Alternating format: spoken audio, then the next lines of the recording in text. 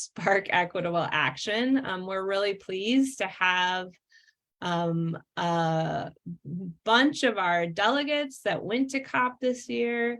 I am joined by my fantastic team that we call Mission Control that was back in the US. Claire Cook is on, who helped facilitate, and my compadre in COP, Lauren Britsky-Smith, our senior communications manager. We're going to be setting things up a little bit, and then you all are going to have the opportunity to hear from our delegates and their reflections. And we're hoping to make it kind of a conversation. And so I'm going to do a few slides to kick off, and then we're going to segue into just some conversation about COP. We're excited that some of you submitted questions, and so we'll try and use those. But if there's other questions, please feel free to include them in the chat, and we'll try to get them answered. And we'll go from there. So I shared this with some folks that came in, but if you are needing closed captioning, you can enable that down in the bottom right-hand side of your screen.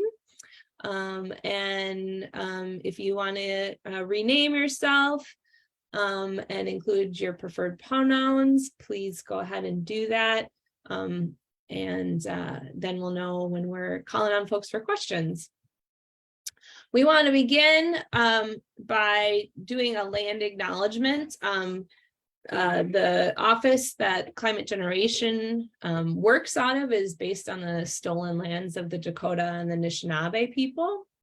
And we recognize that all of you are coming from lands that also have probably some troubled past and some relocation. And the centuries of genocide and forced relocation, of course, is part of what defines what happens at international policy levels as well as local policy levels.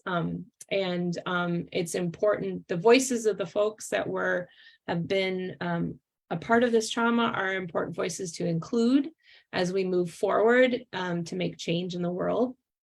We also work in solidarity with Black Lives Matter. We acknowledge past and current racial violence as important part of our work and to center in our work. And we ask that any of you folks that know what land you are on to share in the chat where you're coming to us from. We'd love to acknowledge that as well.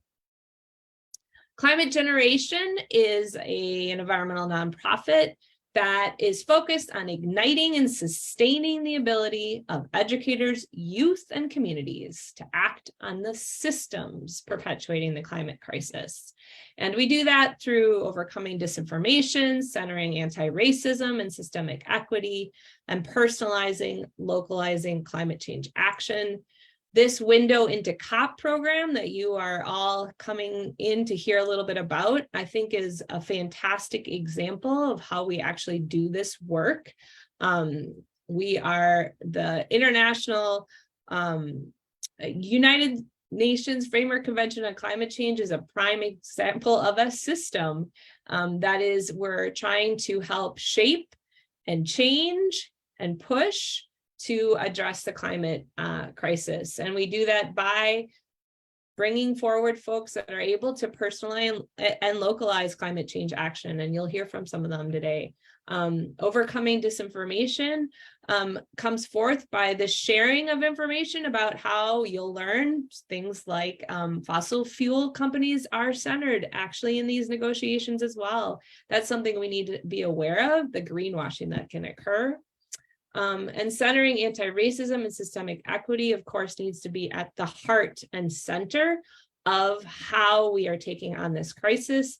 It needs to be at the heart and center of the folks whose voices we are centering to communicate on it. And that is also a huge part of our COP program. We were able to support 12 folks from actually around the world this year to attend COP. One of the questions that came in actually from maybe one of you all was how our delegates are selected. And and how maybe you could be selected next year, I noticed. We have usually an open application process for folks to apply, and we interview them. We are very deliberate about selecting folks whose we know are important to be centered in these conversations: young people, communities of color, island nations, coastline, sea level rise, people that are facing these, as well as people who are involved in communication and engagement and educating about this issue are priority candidates for our delegation. Every year, we really think about what voices we want to be sharing in the coming year. So we're not set up yet for COP28, but we do continue to know that we'll be focusing on young voices, the voices of youth, the voices of frontline communities as being really critical and integral. Today, we're gonna be facilitating a dialogue, we hope, and it's hard in a Zoom environment to do that, but based kind of loosely around something called the Talanoa Dialogue. And Talanoa was developed, is a process that's centuries old from island nations, including Fiji. And when Fiji was the host of the COP a few years back, they really elevated this process of thinking about where are we and where do we want to go and how do we want to get there in conversation, in a circle, to have equitable conversations where everyone's story is important, to have conversations that actually center story, something that we think is really important, and to really bring in, like they say, taking dialogue to a new level that's based in relationship building and the forming of relationships. And that's really a part of our COP program as well, is the relationships that are built not only between our delegates, but between the people of the world that you are able to meet when you attend these negotiations. So we will be thinking about these questions: where are we? Where do we want to go, and how do we want to get there today as we move forward throughout our conversation? And I wanted to just start out by sharing a little bit about the person behind this graphic, because we're lucky to have her here with us, and hopefully we can pull her into the conversation as well. One of our real gifts this year was to be able to not only communicate about the COP through words and videos and photos, but also through the illustrations of Stephanie Heckman. And this is a real talent that she has to bring kind of to life the action, the conflict, the voices and faces of what's happening in many spaces, but she has this special, developed this specialty, especially with international climate policy, which, if you can think of anything that's like the wonkiest, like most difficult to understand thing on earth, international climate policy is one of those things. And we were so blessed and to have her follow around some of our delegates this year, as well as help us define and share what this thing called Action for Climate Empowerment is, both through another illustration, which I don't have up here, as well as one that just covered when a number of our delegates were able to actually do a presentation at the Americas All In Pavilion at the COP. So COP, our delegation that we send to COPs is founded in this idea of Action for Climate Empowerment. And Action for Climate Empowerment at the very basic level is the work of educating and engaging and inspiring people to take action. From our perspective as an organization that works in that realm, it's actually the most important part of it all, because if we don't have inspiration, we don't have that igniting of action, we're not actually going to have those actions take place. And so our delegates all come from these really awesome backgrounds, organizations that are actually doing this work of education, public awareness, public participation, making sure that there's access to information. They all come from those backgrounds.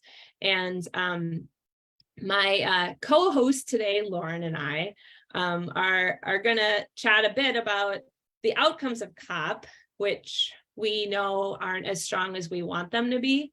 But if there's anything that we do know, we know that it continues to be a universal truth that this work, Action for Climate Empowerment work, is how we're going to keep pushing and get there. We need to continue doing this work that's centered in human rights, it's centered in Indigenous leadership, it's centered in current and future generations, and it's about us really joining a collective as individuals with that sort of ignition and fire. So with that, Lauren, I'm going to turn it over to you. Lauren and I were really lucky to be able to go to COP26 in Glasgow. So I thought maybe we could talk a bit about thinking back to Glasgow, like where you think we are now and what's changed and what do we need to know? Yeah, it's a good question. I think I'm really curious to hear later on how delegates are feeling after those whole experiences. You've had a chance to kind of decompress, but after COP26, Kristen and I were feeling disappointed and also very soulful at the same time, because COP is this place where you get to actually engage and meet with people who are working on this issue in so many different focus areas from across the world. Like, you meet incredible people and it's so easy to discover what they're working on and talk really in depth about it because we are all there for climate.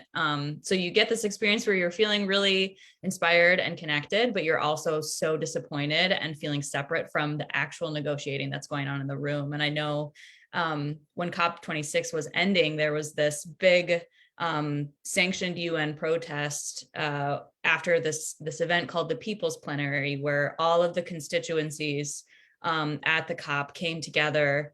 And at COP26, we had this long red piece of fabric that we all linked on, we held on, and we carried it throughout the entire COP venue, calling for climate justice and calling for loss and damage funding. And some of these things that we know now were made possible by the power of the people, not only just at COP26, but from like 30 plus years beforehand in the work that has happened. So it's this balance and the complexity of holding those two things.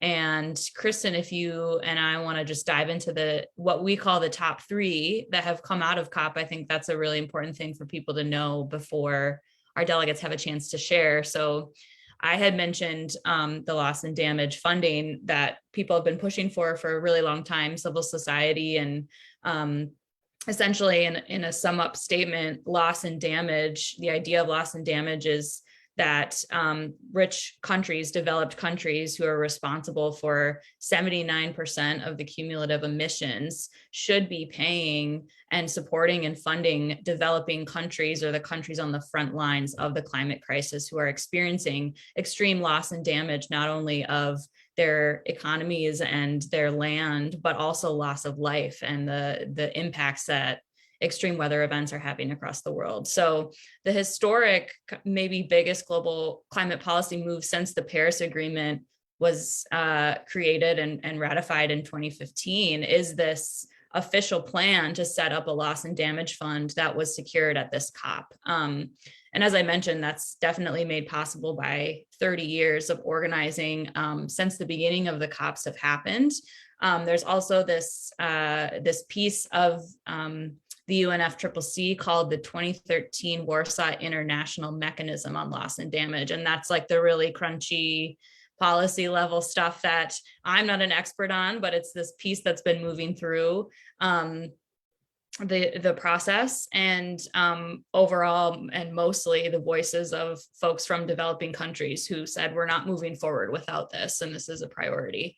And I think the next steps for this is that as COP28 approaches, the UNFCCC has created a mandate that they will host at least 2 meetings prior to that, so that we can actually talk about what that looks like and who contributes to the loss and damage fund and how does it get set up and who receives the money and all of these pieces that are going to be really important to figure out so that we can start getting the finance actually rolling.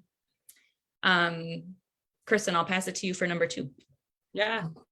So these kind of fall, unfortunately, in order, I think, of like, this was like kind of the good, and now this is the like maybe not quite as good. One of the other parts that came out was the fact that the mention of fossil fuels, while it made it into this Sharm el-Sheikh implementation plan, it was really just copying and pasting what was in the Glasgow work program from last year, and doesn't really do anything about saying about phasing out fossil fuels. And so I'll read the words it actually says is accelerate efforts towards the phase down of unabated coal power and phase out of inefficient fossil fuel subsidies. And so this is like absolutely and totally ridiculous and disappointing from our perspective, of course, because we know that the latest Intergovernmental Panel on Climate Change report, which is like the report that tells us the state of the climate, indicated that we have to immediately move away from fossil fuels to limit climate disaster. So like this is, we know, and phase down language is just watered down, and it's totally incongruent and inconsistent with the facts of the climate science. There is mention of renewable energy, was awesome, but without actually acknowledging and naming and how we will be getting to the root of the problem, the action, regardless, is not going to be accelerated fast enough for that. So what's our third one, Lauren? What's our last thing that we need to, I think we had 3.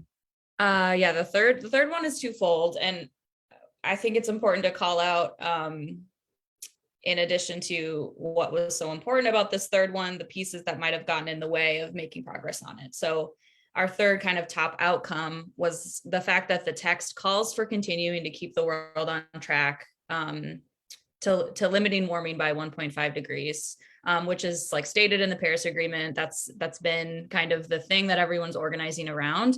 However, the piece that's so disappointing about COP27 is that there's no new ambition or mechanisms for accountability on ratcheting up decreasing emissions. It's kind of like they came together and they said, okay, we know that emissions continue to rise, but we're not actually doing anything about it. And so that has been a really frustrating outcome, because this COP was dubbed the implementation COP by the Egyptian presidency. It's the one that they were like, we need to start implementing some of these goals and plans that we're talking about, and seeing nothing come out of that as far as reducing ambitions is really disappointing. And what I was mentioning as I started leading in here, one of the pieces that we've been talking about as a team, and media has been all over this too, is that there were over 600 fossil fuel lobbyists in the COP space. And the fact that that outnumbered some of the delegations of entire countries or indigenous nations that were there.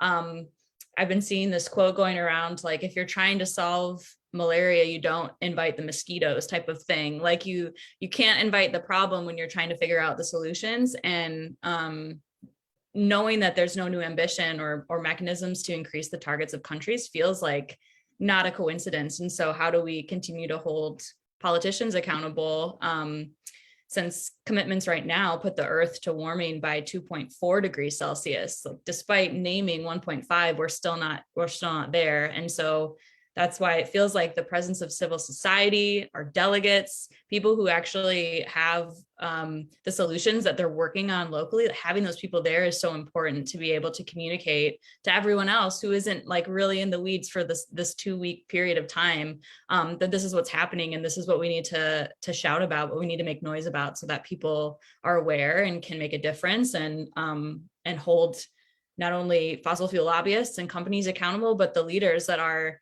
doing something, but it's not enough. So I know that we've been talking for quite a while. Kristen and I were not on the ground. And so I'm really curious to pivot now and talk to our delegates about what they were experiencing. And I know that we have a couple of questions based on that Talanoa dialogue that we're going to talk through. But Kristen, if you want to remind us what those were before we pivot.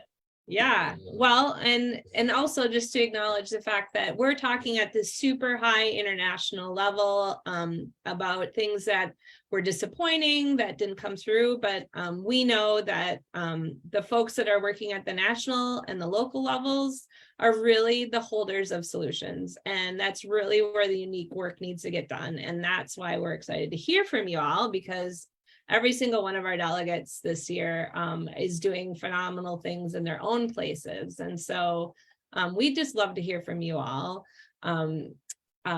Where you're going next with this, some reflections on that, and maybe share a little bit about, you know, your work and the organization you work for and how you're taking this experience to the next place.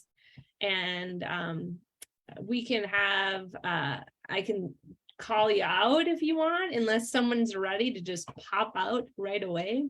But we have with us, I think, Barbara and Donna and Diamond and Susan and Javen and Stephanie and Eric. And I know Puja's jumping in shortly. So I don't know if anyone is feeling excited to take it away. Otherwise, I can just start at the top of the alphabet, which is B for Barbara.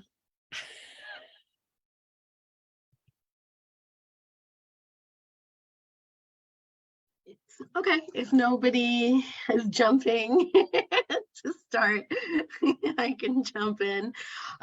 First of all, I want to thank you guys for this amazing experience coming in to the second week, and being my first time. It was completely overwhelming because there is so many things happening at the same time that the first day I was at a complete loss trying to figure out where to go, what to see, schedules. You know, thank goodness Susan was there with me to help.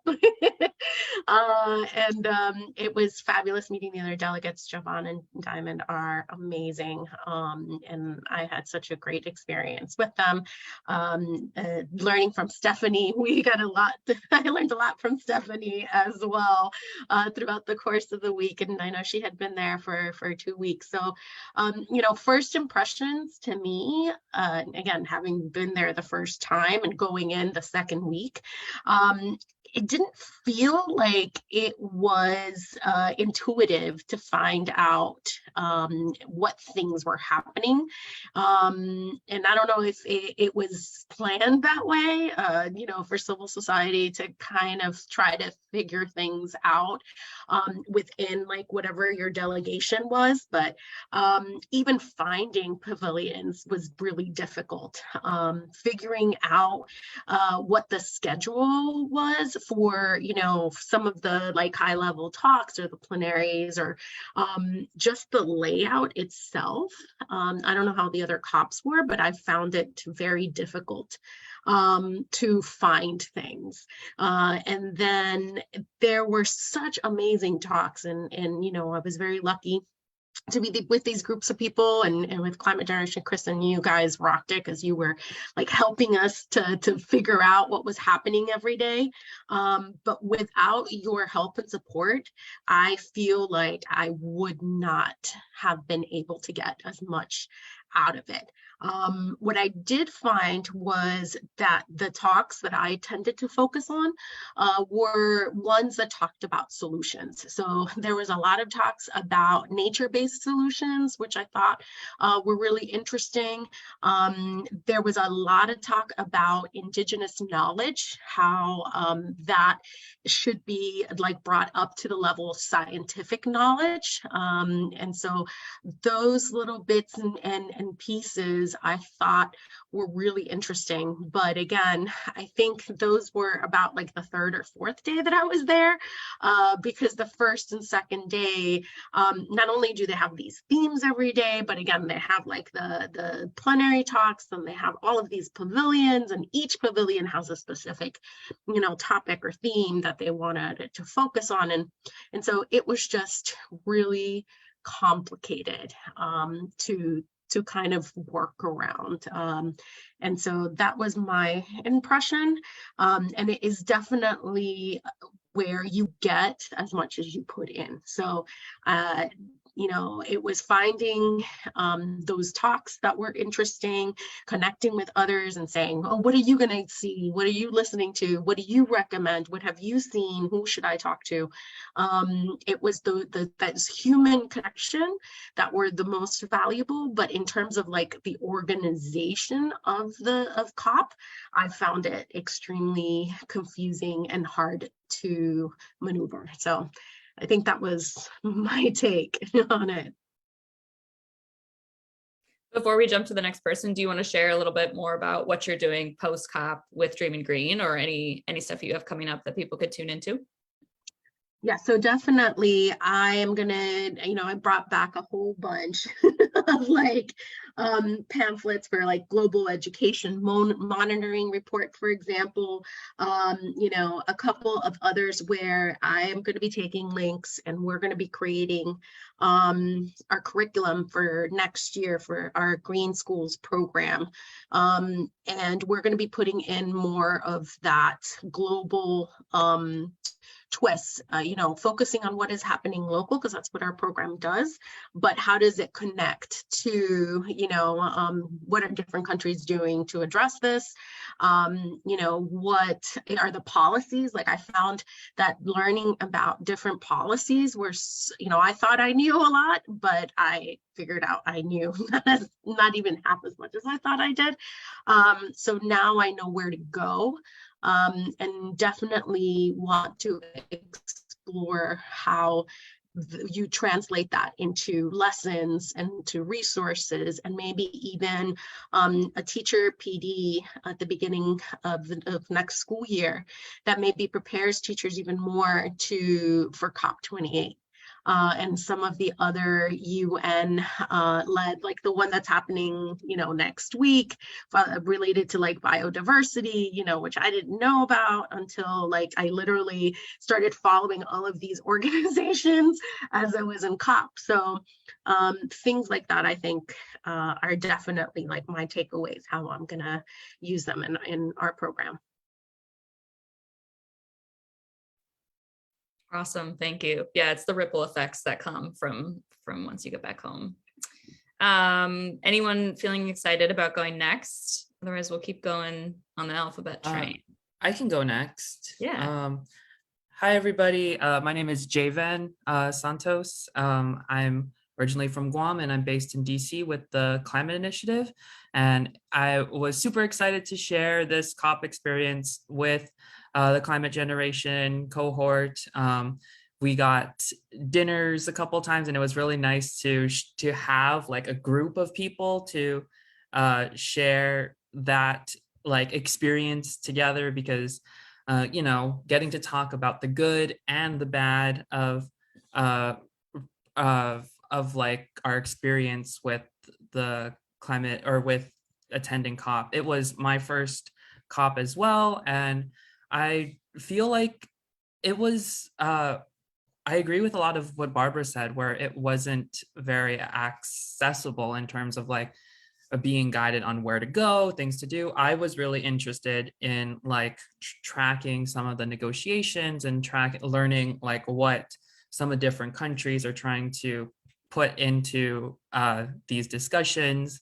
And I will be honest, it like attending negotiations as someone with an observer badge was very difficult, if depending on which room you go to, if the room is a small room, but they're talking about a very important issue, they won't even let observers in because they're supposed to prioritize the negotiators. So there's difficult amount of access, I feel like, when it comes to those spaces. And when I did get into negotiation rooms, it felt like everyone was walking backwards, where they were like, well, some countries are like, we need to change the degrees to 1.5 degrees to 2 degrees, or we need to remove the fossil fuel phase down of unabated coal language altogether. And it's like different countries trying to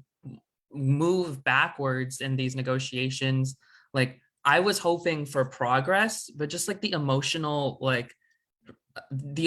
toll of seeing everyone trying to move backwards, I was like, I'm thankful that we kept a lot of things the same, which is not how it should be, but just like that emotional barrier I felt, or the emotional toll I felt, I was just relieved at the end of the conference that we got some things, and we got some things to stay the same, and we got a loss and damage agreement of some sort. I do think, as a young person in the climate space, I was lucky enough to have several meetings with different policy leaders in the climate space from the US and from other countries.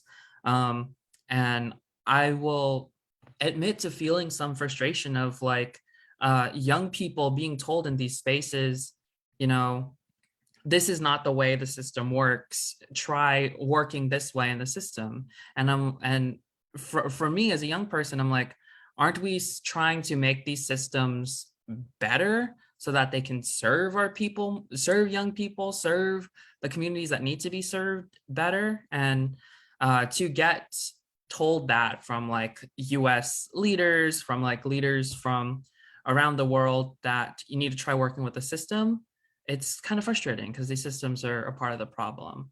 But ultimately, I think it was really nice to work with like the climate generation team and like have them there to like talk through some of like the frustrations that I was feeling and support.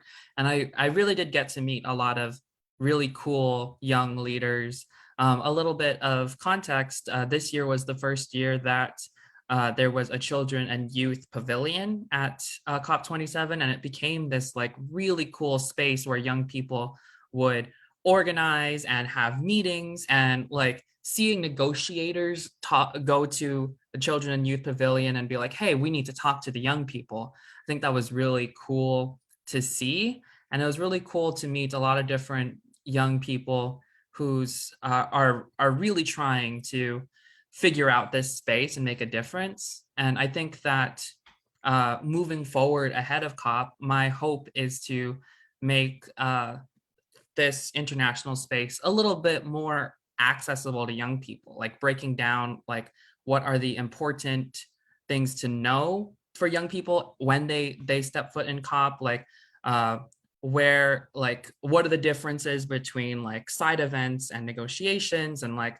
what to do when if you're an observer, you're kicked out of a conference, like or kicked out of a negotiation, what are the next steps for you? I think me moving forward, I want to help a lot of young people prepare for next COP, and also just include it as a part of my work in general to make policy accessible to young people so that they can use policy as a climate solution. So that's a little bit about my experience. I think that I'm excited to do that work, and I'm really thankful to have met so many cool young leaders from so many different backgrounds, and I'm hoping that all that work and all that energy can go towards changing these systems. Awesome. Thank you so much. Why don't we move to Donna? We'll go back to the alphabetical. And Donna, I'd love to hear also this year, we were lucky that Donna is also from Egypt. And so her perspective was really valuable at this COP this year too. So, and she's coming to us from Glasgow so it's nighttime for her. Thanks for joining. I will let you talk. Yes. Can everyone hear me okay? Am I heard? Perfect. Hi everyone, my name is Donna Ahmed. I was, yes, Climate Generation Delegate. I was so lucky to be chosen and to be supported by this amazing team. And I met so many different delegates at COP because I was there for the 2 weeks. I met Susan, who's amazing. I met Javen, I met Puja. And it was just, and then Stephanie, of course, was awesome as well. She was such an asset to the team, and I was just so happy to meet everyone. And yeah, the experience from, I guess, the start to finish was extremely overwhelming. And the kind of optimistic me came out after I left, because being there, I was just so blurred. It was just so blurry and so overwhelming that it was super frustrating. I felt frustrated all the time and angry, and I felt like there was so much that I wanted to say that I couldn't say or couldn't talk because, you know, it's as an Egyptian, I had such high hopes and expectations being there surrounded by my community, by my people, but I felt like that was really lacking, unfortunately. And I really wanted to see, when I say my people, I wanted to see, you know, the indigenous communities in Tanta or in Said or in Sohag or in Iskandariya, you know, Alexandria. Like, those are the kind of communities that I really wanted to see represented, and unfortunately that was absent. And instead it was the businessmen or the high profile, high level people who were just always on panels and giving talks and speaking on behalf of those people. And I felt like it was very unfair. That was very important for me because that's where I come from. That's where my family is from. And going there, I was representing my community back in Fanta, and especially my granddad, who his family has struggled with climate change, and he is struggling now with climate change. And I spoke a lot about that. I made sure to always bring that up because I felt like it was not represented. But that was, you know, even before going to COP, that was kind of the main motive for me being there, so that I want to meet those people. Because again, as someone who was born abroad, I wasn't born in Egypt, but you know, I was very much immersed in my culture all throughout my entire life. So I very much knew about the problems in Egypt, and I knew so much about my community and family in Egypt. I still felt like I wanted to learn more, and I wanted to see more, and I wanted to experience more. And unfortunately, that just didn't happen, especially because of where COP27 was held as well. Sharm el-Sheikh is very much a resort town. It's not a place where you can meet, you know, you can get that kind of sense of Egyptian community. If I don't know if some delegates have gone to Cairo. I know Stephanie has gone, I think, to Dahab as well, and she's toured around a bit. I mean, that's where you actually meet the Egyptian people. And that's why I also, during my time at COP, I organized the beach cleanup in Dahab, which is a small Bedouin fishing village that is up the Sinai Peninsula. And I just gathered a few delegates from COP27. It was very much random. And I shared the survey and I said, guys, if you want to come and clean the beach in Dahab, then let's do it. And then I gathered about 12 people and we went. And just going there, I really told them, guys, please, I want you to not only just be there, clean the beach, I want you to really analyze what you're seeing. For example, the trash in the beach. Where's that trash from? Where do you think those bottles are from? What are the brands? What are the most common brands that we're seeing? And we saw a lot of textile. We saw a lot of fabric. And I told them, think about that. Why is there textile? Why is there fabric?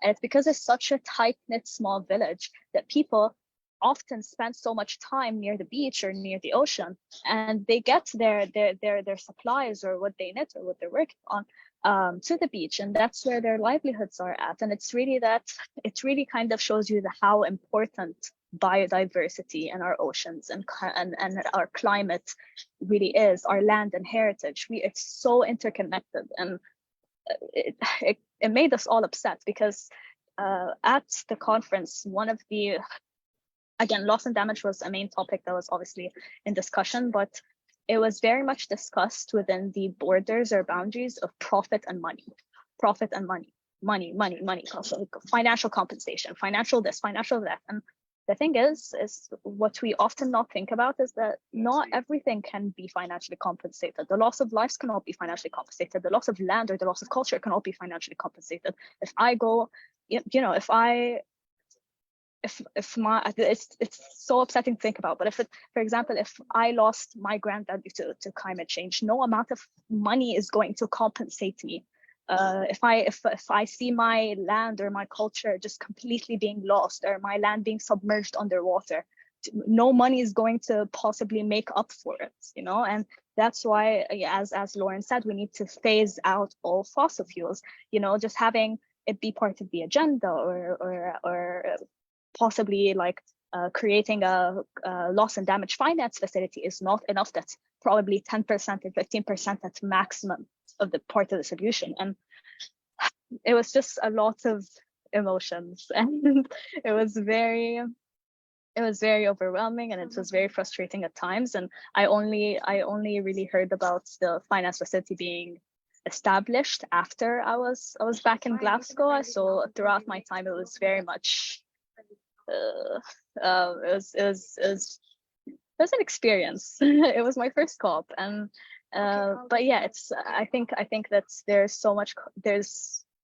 we were lacking a lot in the humanitarian aspect of it, and we were talking so much about the technical stuff, and that is important, of course. I mean, but you know, the Santiago framework needs to be operationalized. So many things need to be operationalized. We needed the finance facility, of course. I'm all for that.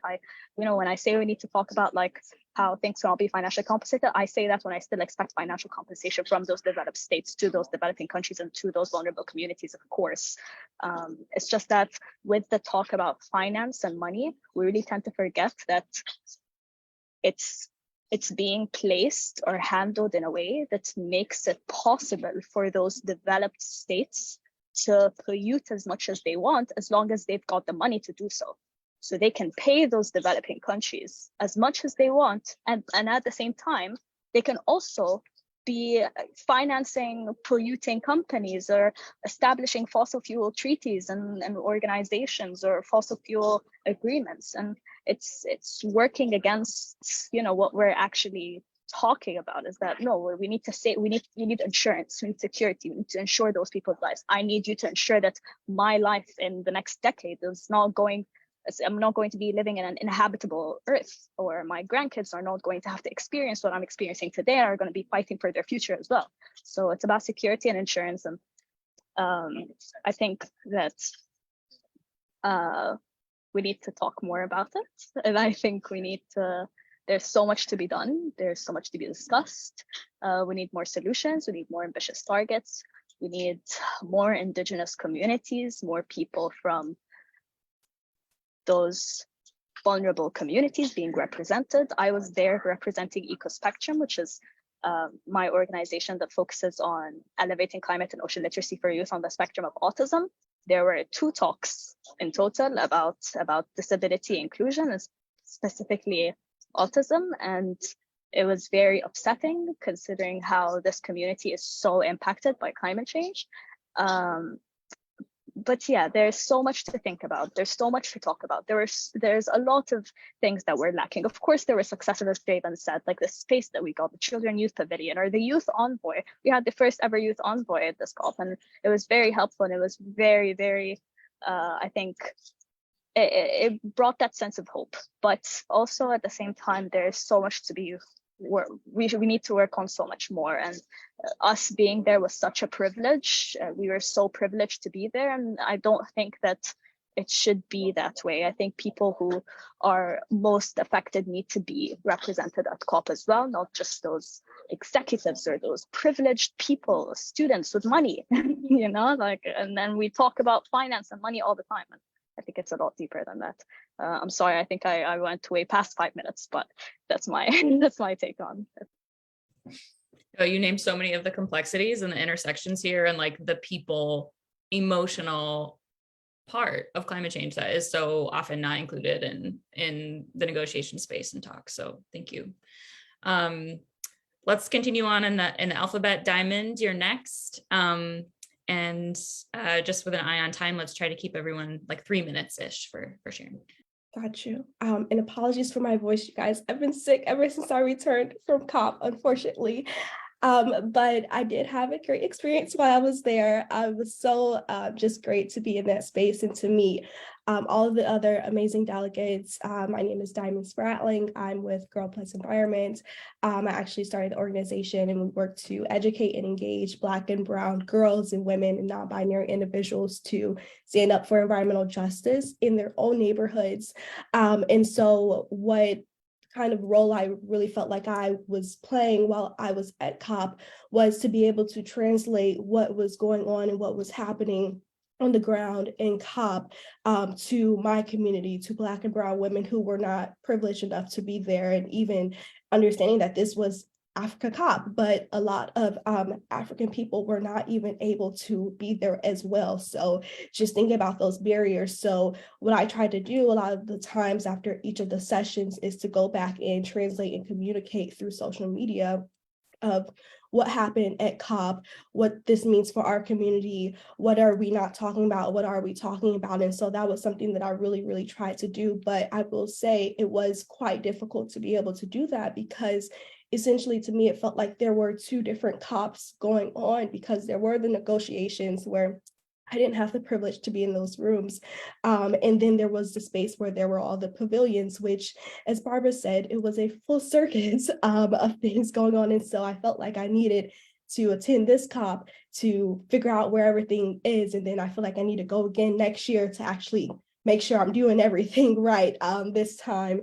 And so I think that that was something that I really was trying to navigate most of the time. But I think something that really stuck with me, and I guess kind of a bit also disappointing, is this fact that we're talking so much at this conference, talking about the problem and talking about plans, but really, just as Kristen said, this is supposed to be the implementation COP, but it didn't feel like much was actually implemented. And I think that that even gets at the larger issue in this whole climate space is all we do is talk. How many plans do we need to make? How many problems and statistics do we need to put out in reports to know that people are being disproportionately burdened by climate change?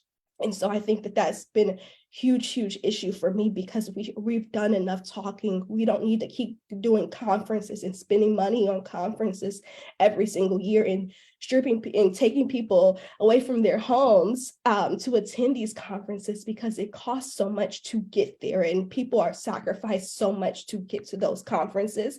And so if we're going to be there, at least hear our voices and hear what we have to say and be in those same rooms with us and actually take into account the needs, so that you can actually address what our needs and what our goals are related to climate and so forth.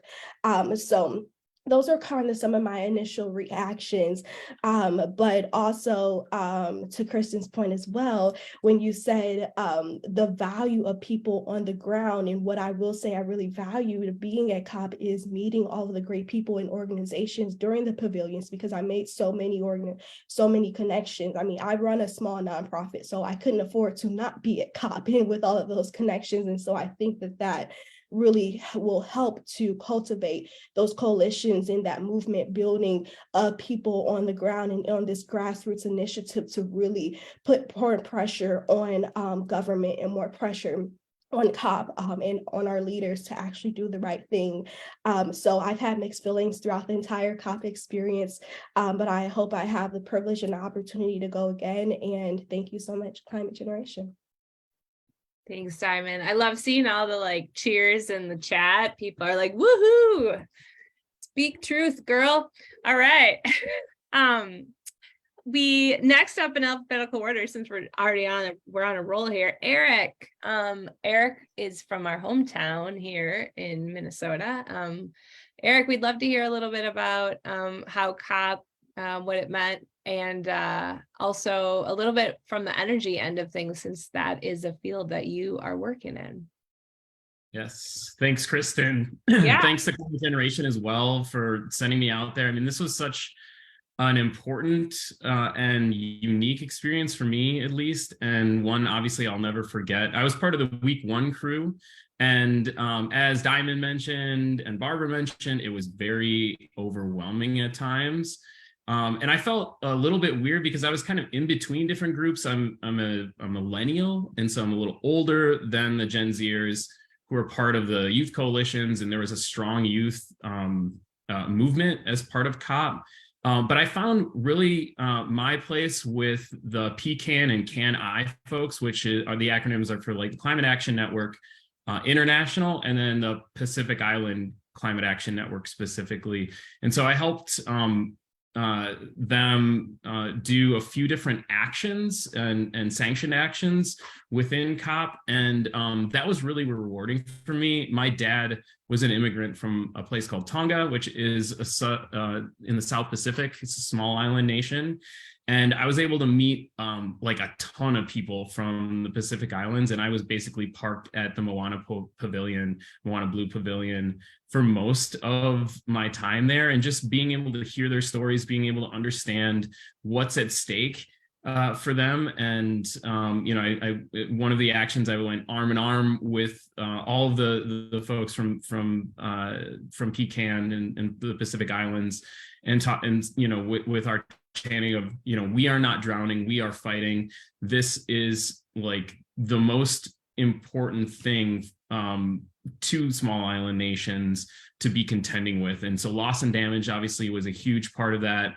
I learned it's not just about more extreme weather and sea level rise in the Pacific Islands, but it's also about saltwater infiltration in the groundwater and reducing yields for farmers and dramatically affecting the self-sufficiency of these places. And so I got to know the folks from Tonga really well. There was actually a big rugby match between Tonga and Samoa that I went to go watch, and unfortunately Tonga was not successful there, but it was still just an experience I'll never forget.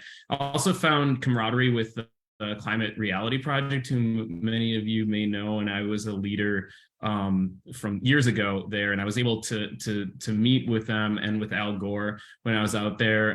The first time I've ever met with Al Gore, I got to talk to him for a little bit, and that was also a really, I think, big and defining moment for me in my trip.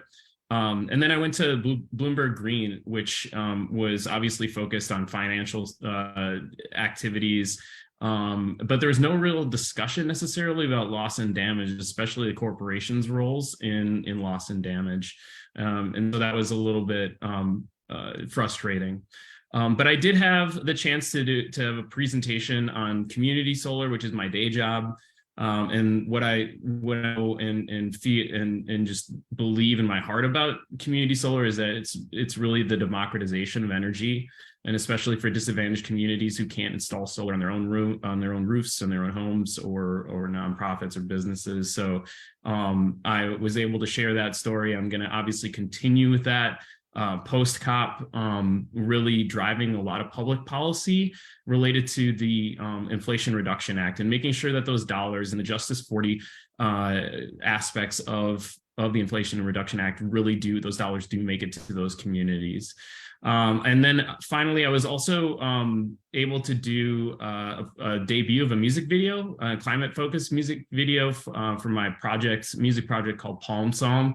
And I did a fundraiser with Palm Psalm for the delegates in October, but I'm also now going to do a fundraiser for PCAN, a Pacific Island Climate Action Network, on Friday, January 27th.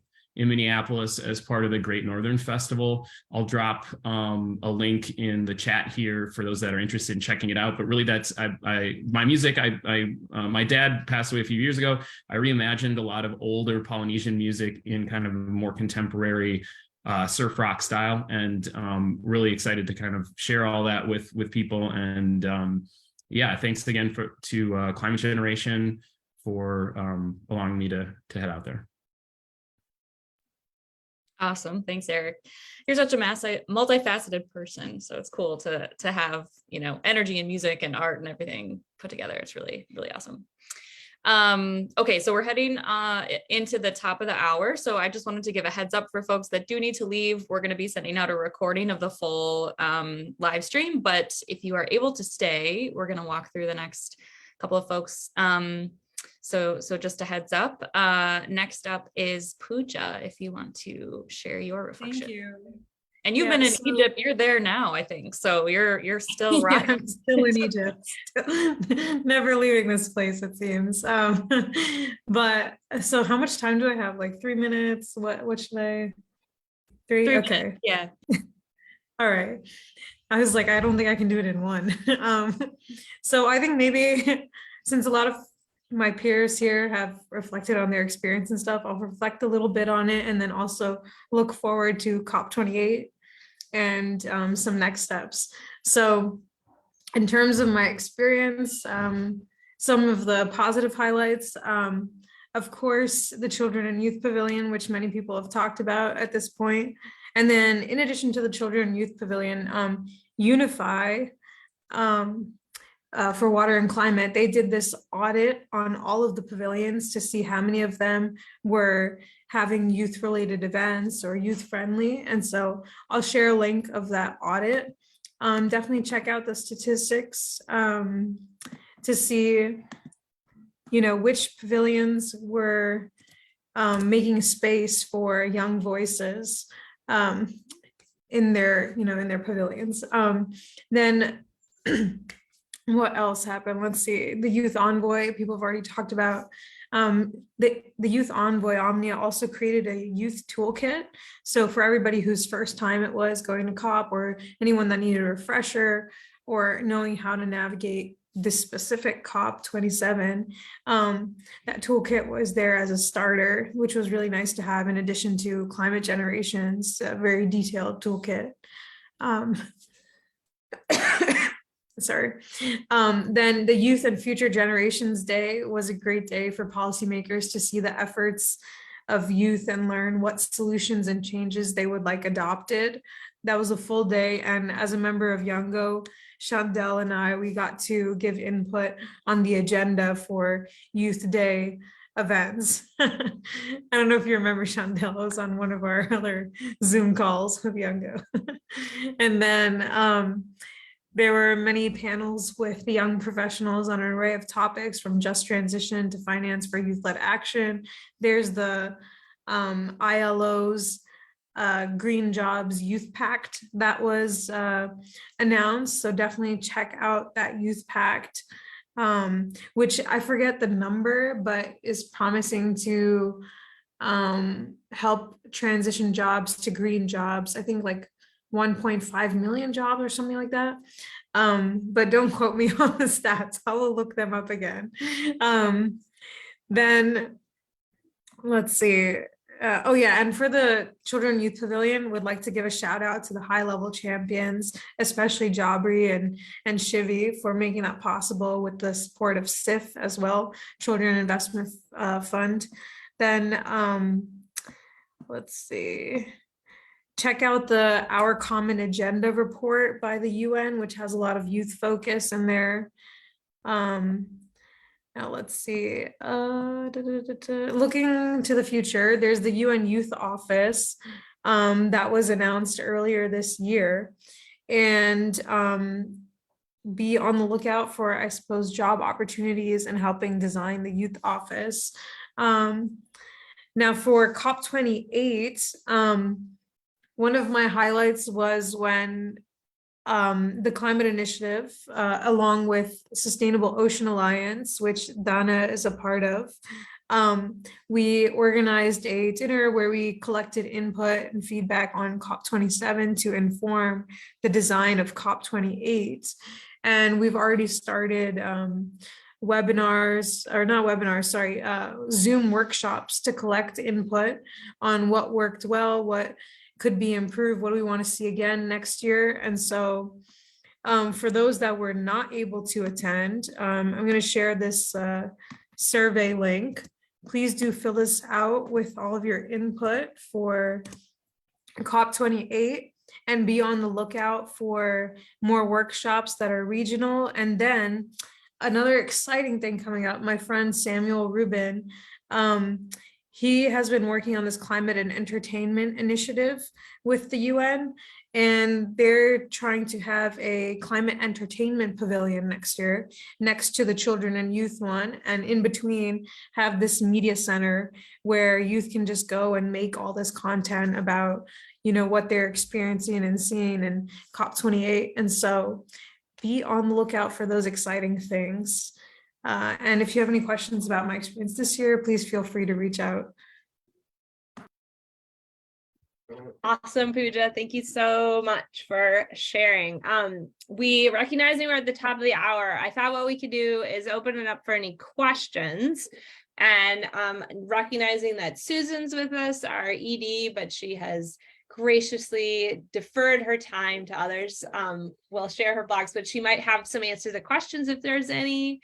And Chandal has joined us, and they also said no worries. And then Stephanie, of course, is here, our artist. So is there any questions from the group that you might have? If you can stick with us for a bit, or your pressing questions, we'd love to share them with the folks that can stick around. Feel free to turn on your sound to ask if you'd like, or write them in the chat, whatever's most comfortable. I'm putting in the chat the link to the climate and entertainment piece as well. It's super interesting, so please do check it out. This is, I think, just about a little program that day, but there's more to come. That sounds amazing.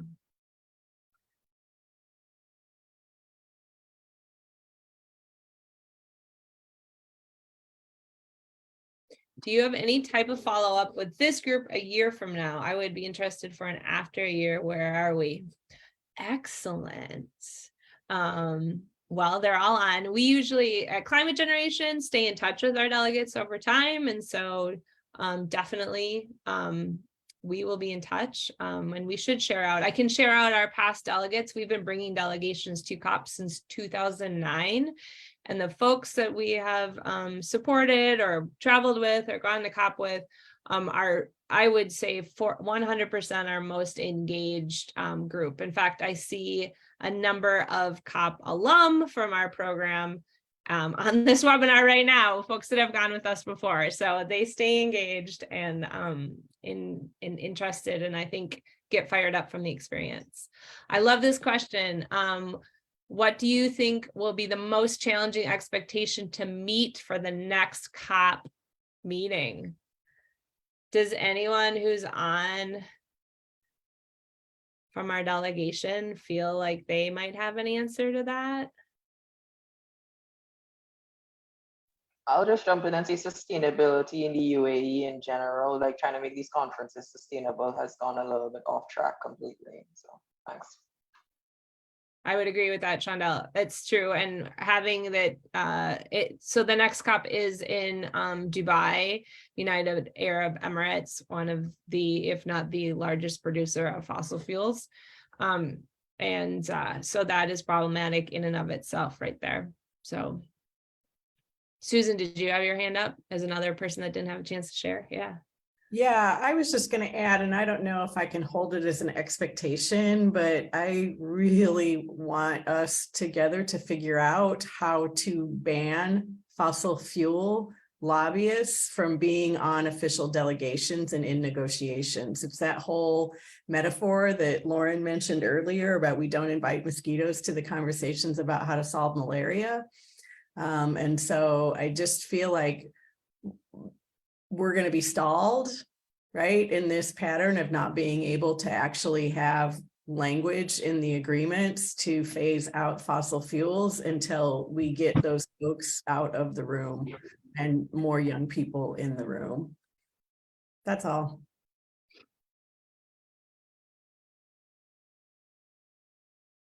Any other reflections on things that might be challenging the next COP?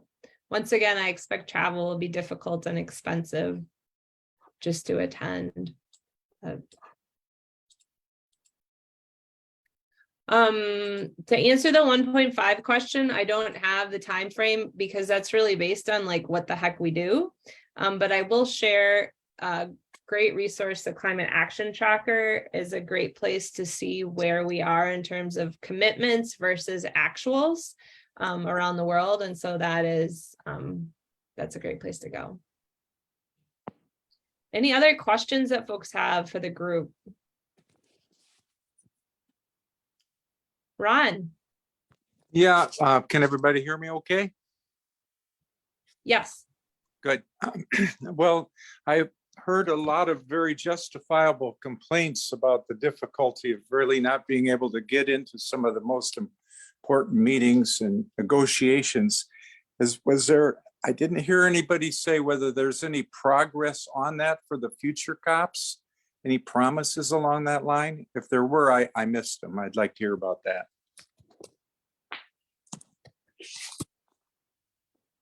Promises around accessibility. Is that what you're like? Yeah, really. I mean, why aren't more, how to get young people in there? Like she said, what's got to be done, and is any kind of a commitment to make that happen? I will say this year there were a good amount of young people compared to previous years, in my opinion. Or at least it was more obvious because we had a central meeting place, the Children and Youth Pavilion. I know in the cover text, they said that they want to, like UNFCCC wants to also see more youth as negotiators. But what does that look like in terms of steps besides saying like, yeah, we agree, we want to see that? Not quite sure yet. But I mean, there's other like programs and stuff happening outside, like with the Climate Youth Negotiators program, where we brought in 55 young leaders as negotiators as part of their official country delegations from like 20 something countries. And next year hope to increase that in size. And other like countries have their own initiatives to bring young people as part of their official delegations. Like some even have rules, like for every one person, they need to be mentoring another young person. I forgot which country that was. But yeah, so I think approaching each of our countries to encourage this behavior would be a good start as well. Thank you. Yeah, and I would agree that, I mean, part of this too, going back to ACE that we talked about early on in the beginning, the Action for Climate Empowerment Work Plan was something that came out of Glasgow, and that's like been pushed for years to actually have like, not just say like, it's great to do education and training, but to actually have that be a part of the accountability where countries, when they submit their national determined contributions, they also need to include ACE like education work in there. And there's countries that are like 100% on board with that.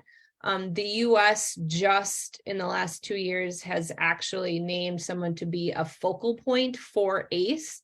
Now that position is, we're still trying to figure out if it really is doing that much, but there's like more and more of a recognition. And that's where youth, like Youngo and youth involvement and youth participation falls in the UN, is under that.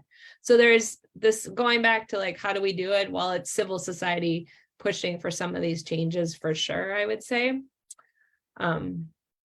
I have one other question which came in from the, unless there's another one. Does anyone else have one that's with the group? Because I don't want to stomp on any toes. We had a question that asked, do you think there's a benefit in continuing the COPs, or should we be doing something different? And I would love to hear reflections from delegates that attended. Stephanie, you haven't had a chance to speak yet, and you've been to a couple. Maybe you have an answer to that. Sure, yeah, I'd like to take that question actually. My experience this COP, so this was my second COP, and I was there in Glasgow last year. And this year it was interesting because I was part of the Climate Generation Delegation. So I was very much an observer and kind of trying to work out how observing works. And I also worked together with the Climate Secretariat on a number of visual practice jobs. And so for me, the new element to my experience was seeing the insides of what the UNFCCC do. And I found it actually moving to see the enormous amount of support work that goes on to host what they call this party-driven process. And by party-driven, I mean parties are countries, so they're negotiating parties, and they're in charge, right? Because these are all sovereign nations, sovereign nation states that want to have a say in the outcome. So it's their political process, and the UN is there to support as neutral facilitators, which make this question of, you know, what to do about climate laggards, what to do about petrostates really difficult. And why the progress is so slow is because it's kind of, you know, we're constantly trying to move up the lowest common denominator, and that's not fast enough at the pace of change we need. But at least it means that year on year we keep the momentum and we keep the pressure on, and it stays on everybody's, all countries' agendas, and they have to be held accountable year on year.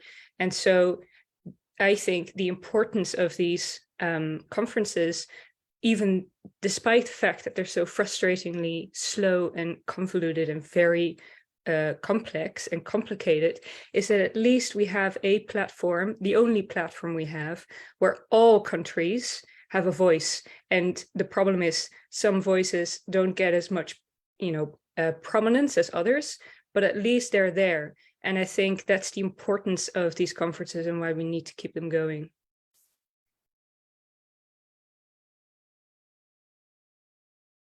Great reflection. Does anyone else have thoughts on that from the group? I do. I just want to offer in that being able to be around and among climate activists from all over the world and hear their stories and get their ideas. And I spent a lot of time in the Children and Youth Pavilion because I, you know, am at my core a youth advocate and a youth worker, and I was just wowed by the brilliance of young people in this space. And I always say it, and I've said it for many years, that young folks will save us from ourselves. And I would leave those spaces feeling hopeful, like there is hope in the midst of all the darkness that happens at COP.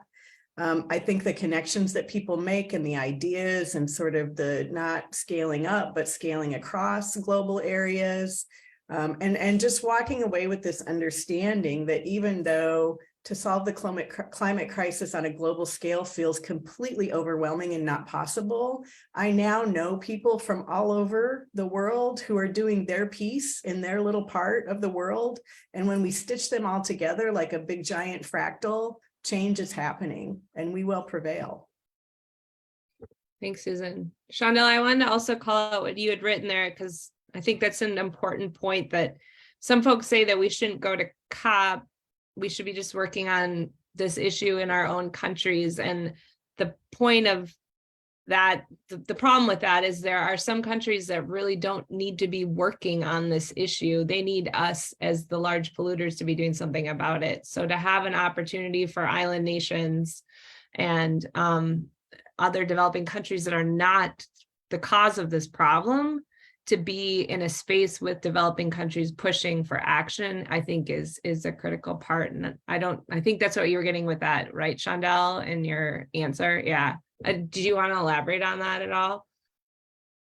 Yeah, like I would say in terms of going to these conferences, it's always like stress at this point, but it's stress that's supposedly worth it, because like in terms of, I get to meet more people from my region at these conferences than I do get to meet them regionally in general. Like just because of how the region is set up, we don't necessarily have flights that fly to all the islands. We don't necessarily have boats that go to all the islands. So it's just in terms of getting to meet people from my own region, the Caribbean itself, like that's where I find the benefit. And just to know, like it helps in breaking down silos. Like we live in a very big silo culture where just because it's an island, things happen on this island. It's a very small ecosystem. But in terms of sharing knowledge and just going and interacting with people face to face, there's the benefit in that. Going to these spaces and seeing how it's like basically a commercial hot mess isn't good for your soul, but it's still the place where you have to go and meet people, hopefully the good ones along the way. So thanks.